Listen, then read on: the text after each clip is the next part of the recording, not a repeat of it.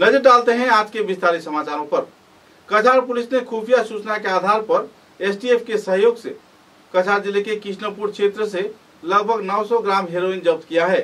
AS01 BY 7234 number की एक Wagner गाड़ी से यह सामान बरामद किया गया। 900 ग्राम हेरोइन के बाजार मूल्य लगभग 4 करोड़ रुपए बताया जा रहा है।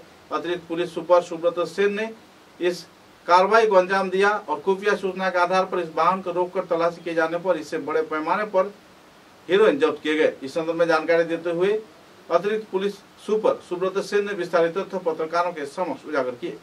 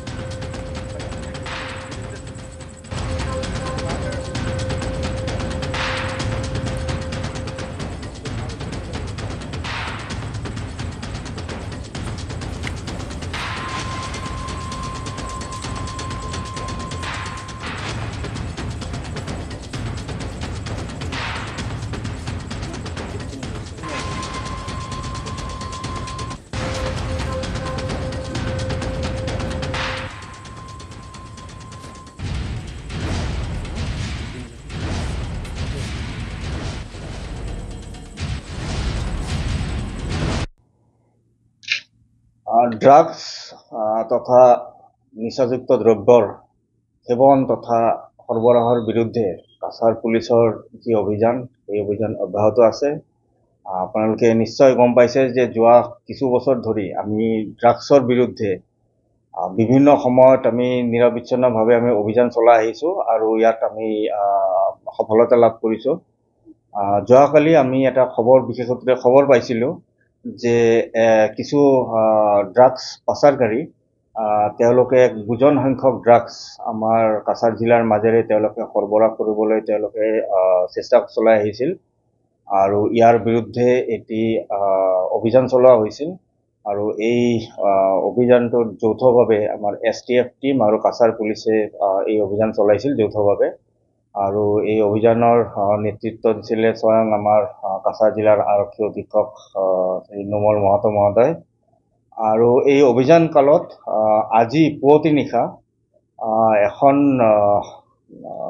মাৰুতি ৱেগনাৰ গাড়ী যিখনৰ নাম্বাৰ হ'ল AS01 BY 7234 এই গাড়ীখন শিলচৰ থানাৰ অন্তৰ্গত শিলচৰ কালাইন পথত কৃষ্ণপুৰ গাঁৱত এই গাড়ীখন ৰখোৱা হৈছিলে আৰু এই গাড়ীখনৰ পৰা গাড়ীখন এজন 28 বছৰীয়া এজন যুৱক আহিছিলে। তেওঁৰ নাম আছিল মোহাম্মদ জামছেদ মজুমদাৰ আৰু তেওঁৰ পজিশনৰ পৰা 68টা সাবুনৰ বাকচ য'ত মানে হিৰোইন এই বাকচত সাবুনৰ বাকচত লৈ অহা হৈছিলে আৰু তেওঁৰ পজিশনৰ পৰা এই 900 গ্ৰাম হিৰোইন জব্দ কৰিবলৈ সক্ষম হৈছে। আৰু এই 900 গ্ৰাম হিৰোইনৰ যিটো আন্তঃৰাষ্ট্ৰীয় বজাৰ মূল্য আছে এই বজাৰ মূল্য প্ৰায় 4.5 কোটিতকৈ অধিক হ'ব। যিজন ব্যক্তি এৰেষ্ট হৈছে তেওঁৰ হয়। ঘৰ ক'ত? তেওঁৰ ঘৰ বৰখলা। ক'ৰ পৰা আহিছিলে এই আমি প্ৰাৰম্ভিক যিটো তদন্ত চলোৱা হৈছে সেই প্ৰাৰম্ভিক তদন্তৰ পৰা আমি গম পালো যে এইটো আমাৰ বহিৰাজ্যৰ পৰা, আমাৰ চুবুৰীয়া ৰাজ্যৰ পৰা আমাৰ কাছাৰ জিলালৈ অহা হৈছিলে।